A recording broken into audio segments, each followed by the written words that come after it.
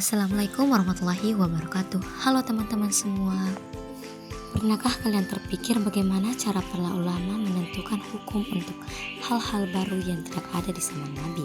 Contohnya seperti hukum penggunaan narkotika atau bagaimana cara kita bertransaksi secara digital saat ini. Nah, jawabannya adalah melalui sebuah proses yang disebut ijtihad. Perkenalkan, nama saya Kifla Semar. Dalam kesempatan ini saya akan membahas materi mengenai memahami ijtihad dalam hukum Islam.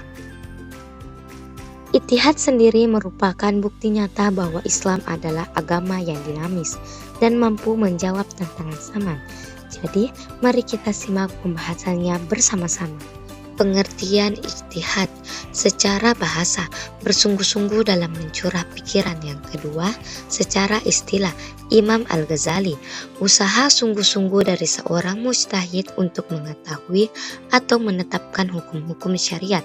Yang keempat, status hukum, hasil ijtihad bersifat sunni, dugaan kuat benar namun masih mengandung kemungkinan salah.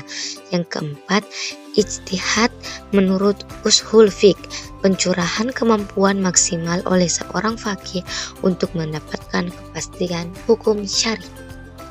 Hukum melakukan ijtihad. Para ulama membagi hukum menjadi tiga. Yang pertama, wajib ain, bagi orang yang diminta fatwa atas peristiwa yang mendesak dan khawatirkan hukumnya lenyap jika tidak segera ditetapkan. Yang kedua, wajib kifayah, jika masih ada mustahid lain, jika salah satu melakukan maka gugur kewajiban yang lain. Yang ketiga, sunnah, ijtihad dilakukan untuk masalah-masalah yang belum atau terjadi. Urgensi dan fungsi ijtihad. Ijtihad berfungsi untuk menjaga relevansi ajaran Islam.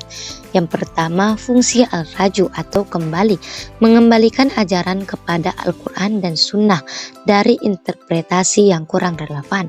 Yang kedua, fungsi al-ihya atau kehidupan, menghidupkan nilai Islam agar mampu menjawab tantangan zaman. Yang ketiga, fungsi al-inabah atau pembenahan, membenahi ijtihad terdahulu yang mungkin sudah tidak sesuai dengan konteks zaman sekarang. Syarat-syarat menjadi mujtahid. Yang pertama, syarat umum, balik, berakal sehat, kuat daya nalar dan benar-benar beriman. Yang kedua, syarat pokok, memahami Al-Quran dan Sunnah, menguasai ilmu hadis termasuk nasikh dan mansukh, mengetahui maksud-maksud hukum, maqasid al-syariah. Ketiga, syarat pendukung, menguasai bahasa Arab, memahami asbabun nusul dan mengenal kondisi sosial manusia di sekitarnya.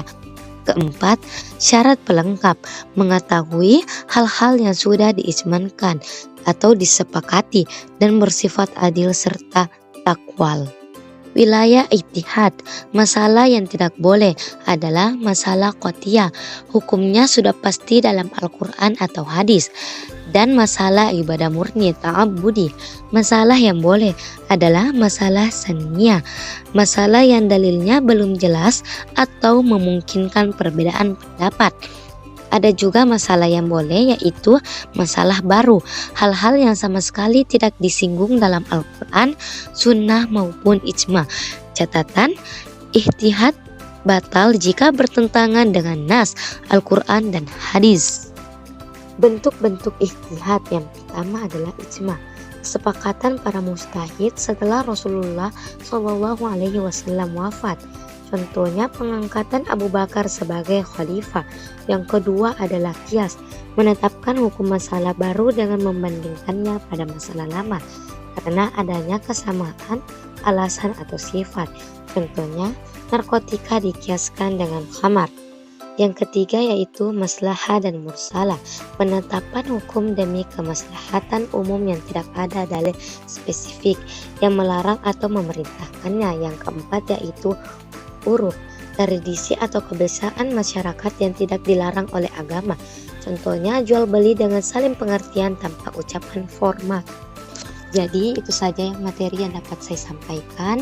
Adapun kesimpulan dari materi tersebut yaitu ijtihad adalah bukti bahwa Islam adalah agama yang dinamis dan mampu menjawab tantangan zaman. Sekian dan terima kasih. Saya Kifla Semar pamit undur diri. Mohon maaf bila ada kesalahan. Wabillahi taufiq wal hidayah. Wassalamualaikum warahmatullahi wabarakatuh.